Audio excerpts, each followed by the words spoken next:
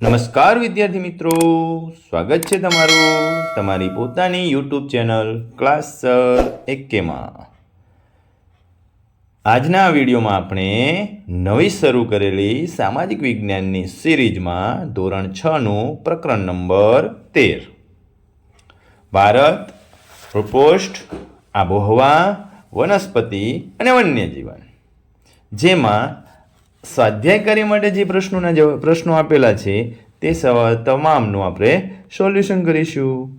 આ પ્રકરણ નંબર 13 એ દ્વિતીય સત્રનું પ્રકરણ છે, તો તમે ધ્યાનથી જોઈને તમામ સ્વાધ્યાયના પ્રશ્નોનું સોલ્યુશન કરશો. તો ચાલો આપણે જોઈશું પ્રશ્ન નંબર 1.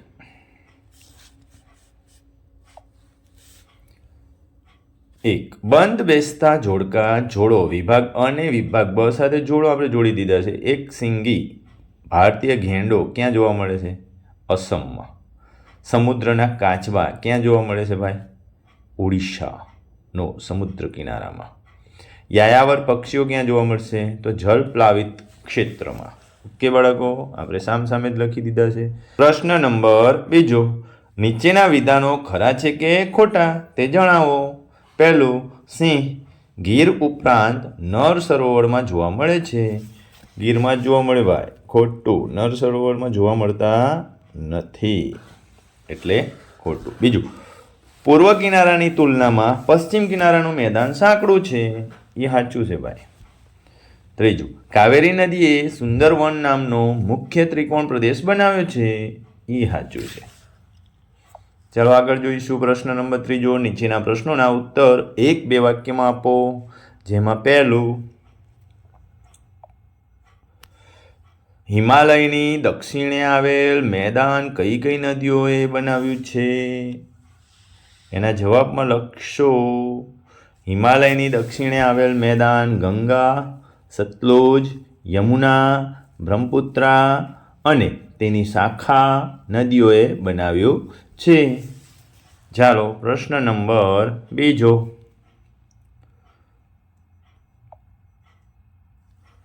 ગુજરાતમાં યાયાવર પક્ષીઓ કયા કયા આવે છે? જેના જવાબમાં લખીશું આપણે, ગુજરાતમાં યાયાવર પક્ષીઓ નળ સરોવર, ખીજડીયા, થોળ, છારી ઢંઢ વગેરે સ્થળોએ આવે છે. પ્રશ્ન નંબર 4. નીચેના પ્રશ્નોના ઉત્તર 3-4 વાક્યમાં આપો. જેમાં પ્રશ્ન નંબર 1, મેન્ડોવ જંગલો એટલે કે ભરતીના જંગલો વિશે તમે શું જાણો છો?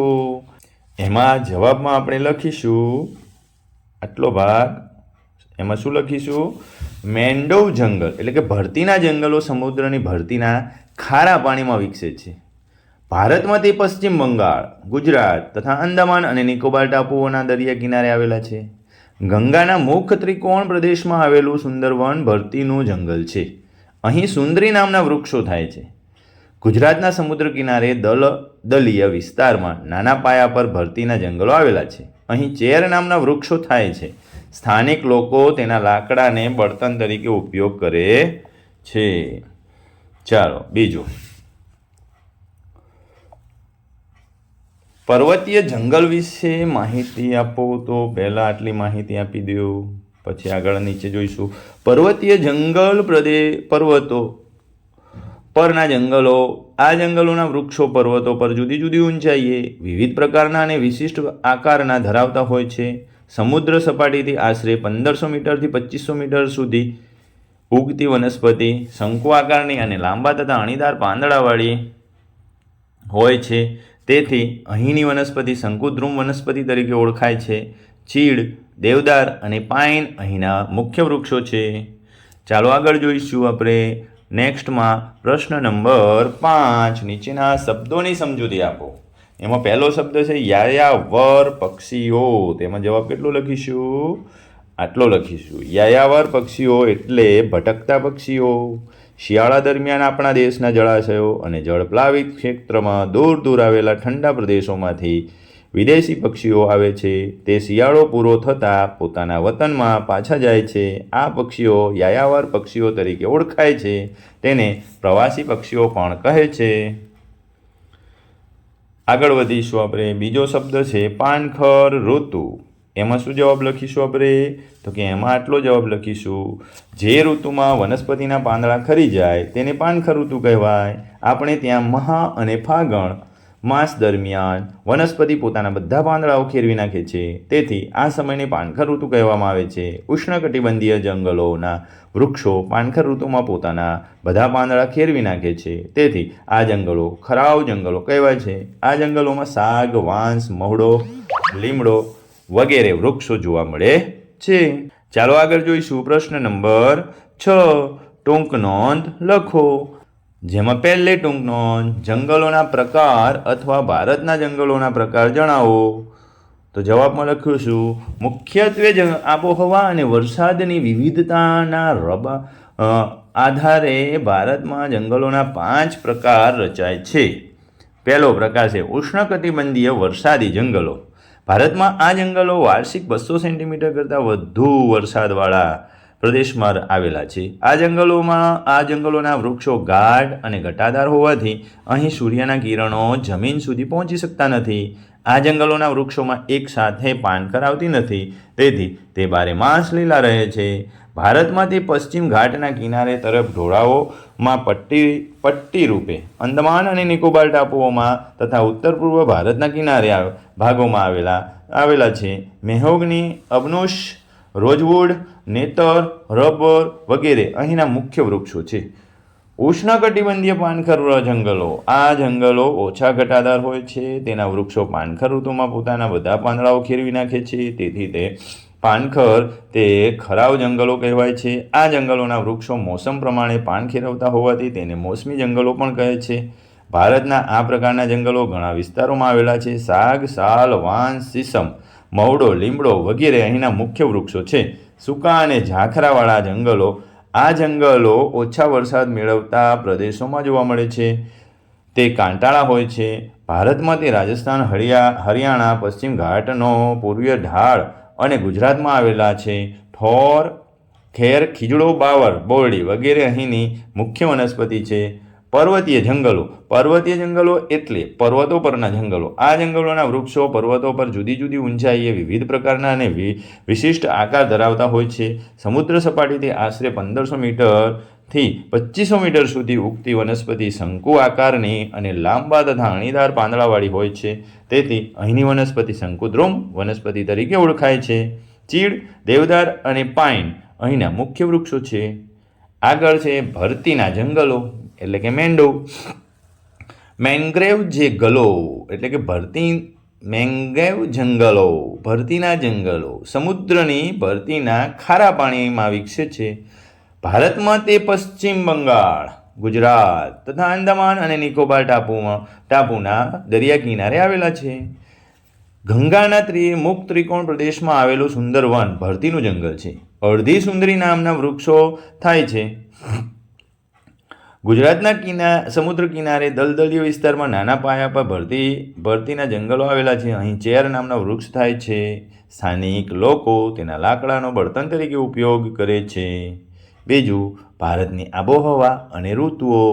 જવાબમાં લખીશું, ભારતની આબોહવામાં સ્પષ્ટ ઋતુભેદ અનુભવાય છે. ભારતમાં નીચે મુજબની 4 ઋતુઓ પ્રવર્તે છે. જેમાં ભારતની આબોહવામાં સ્પષ્ટ ઋતુભેદ દેખાય છે. ભારતમાં નીચે મુજબની 4 ઋતુઓ પ્રવર્તે છે, જેમાં ઋતુઓ અને માસ. જેમાં પહેલી ઋતુ છે શિયાળો, જે ડિસેમ્બરથી ફેબ્રુઆરી એટલે કે ઠંડી લાગે. ઉનાળાની માર્ચથી મે એટલે ગરમી લાગે. ચોમાસું જૂનથી સપ્ટેમ્બર વર્ષા આવે. પાછા પડતા મોસમી પવનો ઓક્ટોબર અને નવેમ્બર. પવનોની ઋતુ પાછા પડતા મોસમી પવનોની ઋતુ ઓક્ટોબર અને નવેમ્બરમાં. શરદ, નિવર્તન. શિયાળો. ભારતમાં શિયાળાની ઋતુ ડિસેમ્બરથી ફેબ્રુઆરી મહિનાનો સુધી હોય છે. આ સમયે ભારતમાં સૂર્યના કિરણો ત્રાંસા પડતા હોવાથી તાપમાન નીચું રહે છે. હિમાલયમાં શિયાળામાં કેટલીક વાર ભારે હિમવર્ષા થાય છે. તે વખતે ત્યાં ઠંડી અને ભારે હવા ઉત્તરના મેદાનમાં ધસી આવે છે. તેથી તેની અસરથી ઉત્તર ભારતમાં તેમજ રાજસ્થાન અને ગુજરાતમાં પણ ઠંડીનું મોજું ફરી વળે છે. પરિણામે તાપમાન એકાએક નીચું ઉતરી જાય છે. શિયાળામાં ગુજરાતના ઉત્તરના વિસ્તારમાં રાજ્યના બીજા વિસ્તારો કરતાં વધુ ઠંડી અનુભવાય છે. શિયાળામાં દિવસો ટૂંકા હોય છે જ્યારે રાત્રિઓ લાંબી હોય છે. ઉનાળો ભારતમાં ઉનાળાની ઋતુ માર્ચથી મે સુધી હોય છે. આ સમયે ભારતમાં સૂર્યના કિરણો સીધા પડતા હોવાથી તાપમાન વધારે પ્રમાણમાં રહે છે. સમુદ્ર કિનારાના પ્રદેશોમાં ગરમીનું પ્રમાણ દેશના ખંડીય ભાગો કરતાં ઓછું રહે છે. ભારતમાં મોટાભાગના પ્રદેશોમાં ઉનાળો એકંદરે ગરમ અને સૂકો હોય છે. બપોરે વાતા ખૂબ ગરમ પવનને લૂ કહે છે. ઉનાળાની ઋતુ દરમિયાન ગુજરાતમાં ઉત્તર ભાગમાં અને રાજસ્થાનના પશ્ચિમ ભાગમાં ખૂબ વધારે ગરમી પડે છે. આ ઋતુ દરમિયાન દિવસો શિયાળાની સરખામણીમાં લાંબા હોય છે. ચોમાસું ભારતમાં ચોમાસાની ઋતુ જૂનથી સપ્ટેમ્બર માસ સુધી હોય છે. ખેતીપ્રધાન ભારત માટે ચોમાસું સૌથી મહત્ત્વની ઋતુ છે. ભારતમાં મોટાભાગની ખેતી વરસાદ પર આધારિત હોય છે. આ ઋતુ ખેતી માટે ખૂબ અગત્યની ગણાય છે. નૈઋત્ય દિશામાંથી વાતા પવનો સમુદ્ર પરની આવતા હોવાથી તે ભેજવાળા હોય છે. આ પવનો દેશમાં વરસાદ લાવે છે. આ પવનો એક ફાંટો અરબ સાગર પરથી આગળ વધી કેરળ, મહારાષ્ટ્ર, ગુજરાત અને મધ્ય ભારત સુધી પહોંચે છે. ભેજવાળા પવનો બીજો ફાંટો બંગાળના ઉપસાગર, અંદમાન અને નિકોબાર ટાપુઓ અને પૂર્વ ભારત થઈ ગંગાના મેદાનમાં પ્રવેશે છે. આ બંને ફાંટા આગળ જતાં એકબીજાને મળી પશ્ચિમ ઉત્તર પ્રદેશ, હરિયાણા, પંજાબ અને પૂર્વ રાજસ્થાન સુધી જઈને વરસાદ આપે છે. ભેજવાળા પવનોના માર્ગમાં જ્યાં પર્વતો આવે છે ત્યાં વધુ વરસાદ પડે છે. ગુજરાતમાં ભેજવાળા પવનોના માર્ગમાં મોટા પર્વતો આવતા ન હોવાથી વરસાદનું પ્રમાણ ઓછું રહે છે. પાછા ફરતા મોસમી પવનોની ઋતુ. ભારતમાં પાછા ફરતા મોસમી પવનોની ઋતુ ઓક્ટોબર-નવેમ્બરના આ સમયગાળામાં હોય છે. આ ઋતુ દરમિયાન પવનો ઈશાન દિશામાંથી જમીન તરફ વાય છે. તેથી તે સૂકા હોય છે. પરિણામે તે વરસાદ આપતી નથી. આ ઋતુ દરમિયાન આકાશ વાદળા વિનાનું સ્વચ્છ હોય છે. પાછા ફરતા મોસમી પવનો બંગાળના ઉપસાગર પરથી પસાર થતાં ભેજવાળા બને છે. તેથી તે ભારતના પૂર્વ કિનારે આંધ્રપ્રદેશ અને તમિલનાડુના કિનારે સારો વરસાદ આપે છે. આ ઋતુ તમિલનાડુની મુખ્ય વર્ષા ઋતુ ગણાય છે. ઓકે બાળકો, જો તમે ચેનલમાં પ્રથમ વખત આવ્યા હોવ તો ચેનલને સબસ્ક્રાઈબ કરી લો, જેથી આવા અગણિત વિડીયો તમે જોઈ શકો. તમને સૌથી પહેલાં વિડીયોની નોટિફિકેશન મળી રહે તે માટે ચેનલને સબસ્ક્રાઈબ કરી વિડીયોને લાઈક કરી દો અને કમેન્ટમાં કંઈ પણ સજેશન હોય તો તમે કહી શકો છો. ઓકે બાળકો, આવજો.